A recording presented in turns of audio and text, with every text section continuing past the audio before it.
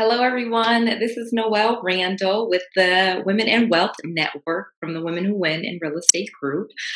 Calling again on the call again on the video today again for part two of this three-part quick training that I'm doing for you guys. So let's get started. So obviously we're going over, if you recall from video one, we're going over the 3 skills that each real estate investor needs. 3 skills that you're going to need in order to be successful in real estate. So very simple stuff. So step 1, obviously market. Step 2, convert. Step 3, solve. So in this video here for real estate investor REI, we are going to be going over step 2, converting. Okay, so how, why, what does that mean? What does convert? So obviously you already know that what marketing means. If you watched the first video, if you didn't, please go watch the next video, the first video. But we're talking about 3 simple steps, and it's pretty simple what we're doing here and what we're talking about. So kind of let's begin. So 3 simple steps about, of course, number 1, market. Number 2, convert. So let's talk about, okay, so now we've figured out, either through an online or an offline means, we've marketed, we found someone with a property problem, someone in foreclosure, someone in bankruptcy, someone losing their house, someone sick, someone hoarding, someone just, need moved, relocated, lots of different reasons. They have a property problem they need to sell. All right. They've called you, and now what? Now what? You have to convert them. So it's pretty simple. It sounds much harder than it is. You need to get them, obviously, to close the deal, to sign the contract. So you need to negotiate. You need to get the contract. You need to know what to say to close the deal. So those are basically 4 things that are in there. So let's quickly go over what happens and kind of let me role play for you on what usually happens when someone calls you off of one of your ads and you say, I'll buy houses for cash or whatever you put out there. What happens when they call you? They're going to say, hey, I saw, let's go with bandit signs, because that's kind of what I'm into right now. Let's say you put out, and I explained that in the last video, what that was. You put out a bandit sign and they call you, hey, well, I have a property on 123 Main Street that I want to sell. How much will you give me for it? It's usually kind of how the conversation goes. And I'm going to laugh because they just want to know how much you're going to, how does this work? What are you going to do? How much are you going to give me for my house? And you got to kind of slow them down, because you need more information. Yes, you are definitely happy to buy the house. One of the things that you always say, kind of no matter what, is that you are interested in buying their house, because most likely you are.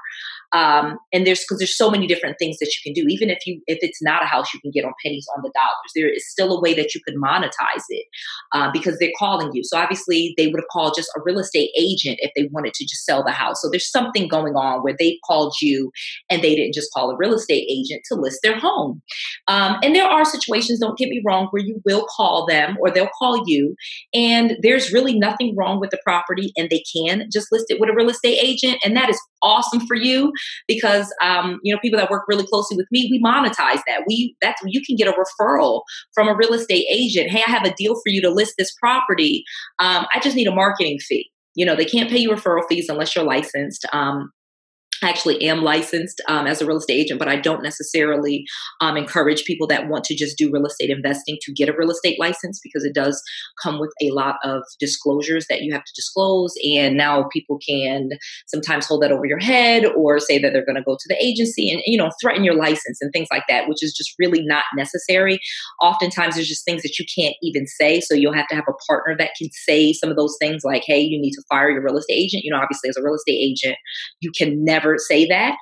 But if you are a non-licensed person, like my husband or people on my team, for example, and we have a real estate agent that's kind of blocking the deal, we can tell them, I can't, but other people that are not licensed can say, hey, you need to fire this person and I'll buy the house from you, and do it that way. So anyway, we won't get into that because there are some legalities around that I would coach you probably a little bit more on how to say, what to say, when to say it, that type of thing. But let's just talk about converting. So they called you up, they have a property. Obviously, you want to ask some questions because you don't want to really necessarily waste your time. And of course, one of the first questions is, what's the address? And while you're on the phone with them, you can be looking these things up, because what you'll do, so say for example, they call you and it's an inconvenient time, because you're going to answer the calls, and you'll know exactly if someone calling from your signs, because one of the people that work closely with me, I tell them, they're going to give this number, you put this number, you're not going to just put your cell phone number. So you'll know exactly who it is calling and why they're calling, and that they're calling from your marketing effort. And when your phone rings, it's someone calling off one of your signs or one of your advertisements. And so if you're in an inconvenient place, you'll simply say, hey, can I take your name and number? And I'll call you right back, so that you can be at a computer. But after you get really good at this, you can do this thing off the cuff. I always have my notebook with me. You always have a cell phone with you. You write down the address, you ask them a couple of questions, and either you can go out and see the property, or you can send someone else out to see the property. And that's how I'm able to buy properties that are not even in the same state or city as me. And there's some resources. There's actually, you can just Google them. One of the companies that I use is, I think it's called WeLook.com. You can actually inbox me if you want to know exactly who I use and how I get properties looked at and viewed at that are in a different state. Because real estate is real estate, and you find markets that you like, and you kind of stay in those markets. But if a deal comes along, real estate is real estate. It's like buying a car in California and buying a car in New York. It's just not that much different. That's one of the things that I think scares people, and that people don't understand, and it throws them off, and they feel like it's overwhelming or intimidating to them because they don't know and understand. But it's not hard to buy a property in a different state, or if you don't feel comfortable, you can wholesale the deal to another real estate investor that's in a different state, and I can tell you some of those ways as well. But let's get back to this. So person calls you up, and I said, you're asking what the address is. You're asking questions about the property, and then you'll veer off and you'll get really conversational. And this is one of the things, and I can't obviously teach it in this quick thing that I'm doing right here, but you want to befriend them and let them let their guard down and have a conversation and find out what's going on with them and why and what their motivation was for calling you, and really start to delve into that. And that is the key. And that is where us as women, obviously this training is for men or women, but women, we have a way of being able to be very soft and get people to see that we care, because we do care, and get people to talk to us because we're interested, and we can ask questions, and we can take our time, and we're not in a rush. And this is not, just about the money. This is really about helping. And if you go in it with that spirit and with that intention, you will be able to convert, and you will be able to close the deal. And there's some key things that I kind of teach, when people work really closely with me, that I kind of tell, and some scripts that I give, and how do you start to build that rapport and that trust and get those barriers to come down, because that is the secret, people. That is the key to your success. That is the key to making this all work, and making this where you have turned this into a business, and you're actually making money doing this, and you're converting those deals, and you're seeing big paydays. And it's going to start from your intention of wanting to help. That is how you're going to convert people. If you go into the intention that you just want to make money, and you just want to find a quick dollar, and you just want to flip the house or wholesale it or equity partner or blah, blah, blah, all the different strategies, and we'll go over some of those in the next video. If you go into it with that intention, you're not going to be able to convert. They're not going to trust you. They're going to have to talk to other people. They're going to have to go converse with brothers and sisters and mothers, and they'll make up people. I got to talk to my lawyer. People that are in dire straits, have no money, will start bringing up that they have a lawyer. They don't mean that. They don't trust you. And so there's some key things that you need to do in order to convert, to gain trust. And that starts with caring.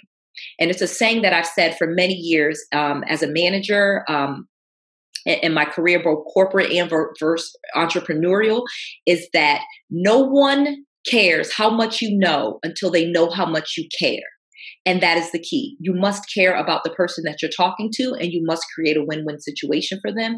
And the only way to actually care, if they find a win, and for you to not be, for them to come back or change their mind or want to converse with other people and consult with other people and really trust what you're saying, is to, one, come into the spirit and the intent that you care, you want to help, and you're going to offer them a win as well. If they are in foreclosure and they're past due on their payments, 5, 6, I've met people 15 payments past due, and you're going to buy that house for what those past due payments are. You're going to stroke a check and say, okay, you're $7,000 behind in your mortgage, and I'm going to take over this property. Sign the deed over to me. I'll get your mortgage caught up.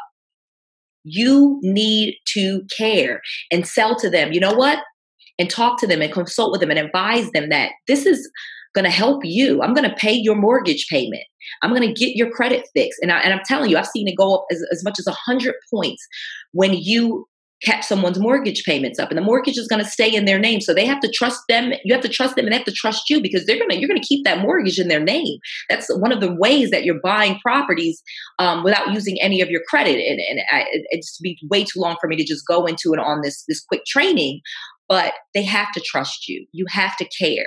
You have to go into with that spirit and that intent of caring and of helping. And that is how you'll convert. And every script and every template that I give is in that spirit. And that is how you get to wealth. That is how you get to your payday. No one's going to give you money without you creating value and without you creating a win for them as well. And so real estate investing is about solving problems and being a problem solver and helping. And if you are someone that wants to help and you have integrity about that, and that's your intent to help, you'll be very successful, and you'll be able to convert those deals, and you'll be able to follow, some scripts and some closes. And that's just the key. Go to it with an intention of help, find out what the motivation is, and offer a solution, and you'll be able to convert. And that is step 2, convert. That is how you convert. That is basically, with all of the gist. And yes, you can work more closely with me, and I could talk to you about the exact scripts, but I promise you, they're all in the intent of you caring, and they're written that way. And that is the spirit that you must come into this with.